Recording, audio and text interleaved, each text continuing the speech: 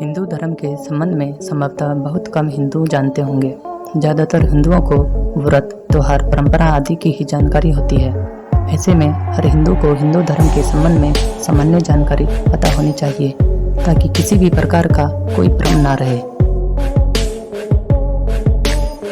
Number 1, Hindu धर्म का एकमात्र धर्म ग्रंथ वेद है। वेद के 4 भाग हैं: ऋग्वेद, सामवेद, यजुर्वेद, अर्थवेद। वेद के ही तत्व ज्ञान को उपनिषद कहते हैं, जो 108 हैं। वेद के अंग को वेदांग कहते हैं, जो 6 हैं: शिक्षा, कल्प, व्याकरण, ज्योतिष, छंद और निरुक्त। नंबर 2, मनु आदि की स्मृतियाँ, 18 पुराण, रामायण, महाभारत या अन्य किसी ऋषि के नाम के सूत्र ग्रंथ धर्म ग्रंथ नहीं है। वेद उपनिषद का सार या कहीं की निचोड़ गीता में है, इसलिए गीता को भी धर्म ग्रंथ की श्रेणी में रखा गया है, जो महाभारत का एक हिस्सा है। नंबर 3, वेदों के अनुसार ईश्वर एक ही है, उसका नाम ब्रह्म है। उसे ही परमेश्वर, परमात्मा, परमपिता, परब्रह्म आदि कहते हैं। वह निराकार, निर्विकार, अजन्मा, अप्रकट, अव्यक्त आदि और अनंत है। सभी देवी देवता, पितृ, ऋषि मुनि, भगवान आदि उसी का ध्यान और प्रार्थना करते हैं। नंबर 4, दोस्तों, विद्वानों के अनुसार लगभग 90,000 वर्षों में हिंदू धर्म निरंतर है। नाम बदला, रूप बदला, परंपराएं बदली, लेकिन ज्ञान नहीं बदला। देव नहीं बदले और न ही तीर्थ बदले। हमारे पास इस बात के सबूत हैं कि 8000 ईसा पूर्व सिंधु घाटी के लोग हिंदू ही थे। द्रविड़ और आर्य एक ही थे। नंबर 5, हिंदू धर्म में संध्या वंदन और ध्यान का बहुत महत्व है। कुछ लोग संध्या वंदन के समय पूजा, आरती, भजन, कीर्तन, प्रार्थना, यज्ञ या ध्यान करते हैं, लेकिन संध्या वंदन इन सभी से अलग होती है। संध्या वंदन 8 पहर की होती है, जिसमें 2 पहर सभी के लिए हैं। सूर्योदय, सूर्यास्त के समय मंदिर या एकांत में शौच, आचमन, प्राणायाम आदि कर गायत्री छंद से संध्या वंदन की जाती है। नंबर 6, हिंदू धर्म जीवन जीने की एक शैली है। योग, आयुर्वेद और व्रत के नियम को अपनाकर आप हमेशा सेहतमंद बने रहकर खुश रह सकते हैं। इसमें भोजन, पानी, निद्रा, ध्यान, कर्म, मन, बुद्धि और विचार के संबंध में महत्वपूर्ण जानकारी है, जिसे आज विज्ञान भी मानता है। नंबर 7, दोस्तों, वेदानुसार यज्ञ 5 प्रकार के होते हैं: ब्रह्मयज्ञ, देवयज्ञ, पितृयज्ञ, विश्वदेव यज्ञ और अतिथि यज्ञ। ब्रह्मयज्ञ का अर्थ संध्या वंदन, अध्ययन तथा वेद पाठ करना होता है। देवयज्ञ अर्थात सत्संग तथा अग्निहोत्र क्रम करना होता है।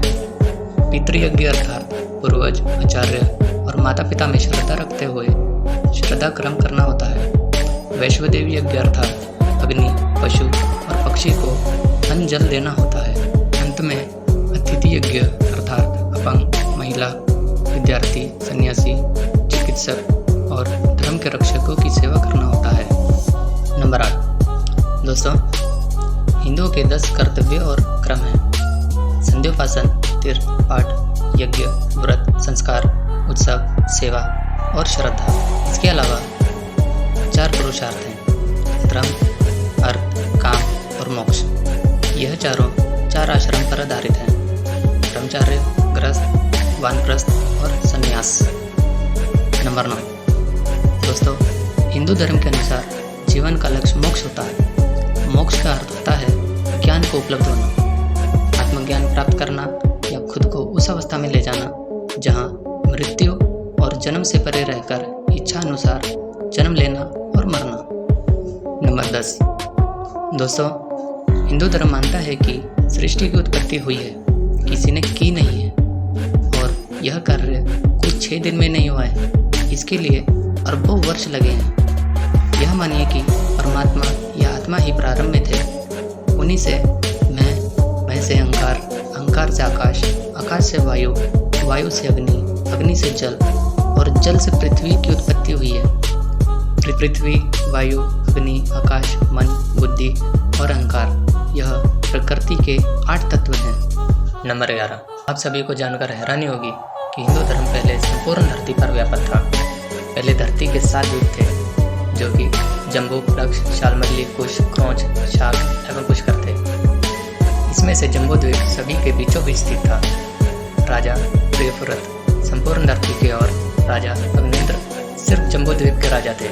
दोस्तों, जम्बू द्वीप में 9 खंड हैं: वेलावर, भद्राशव, किंपुरुष, भारत, हरि, केतुमाल, रेमक, कुरु और हिरणामय।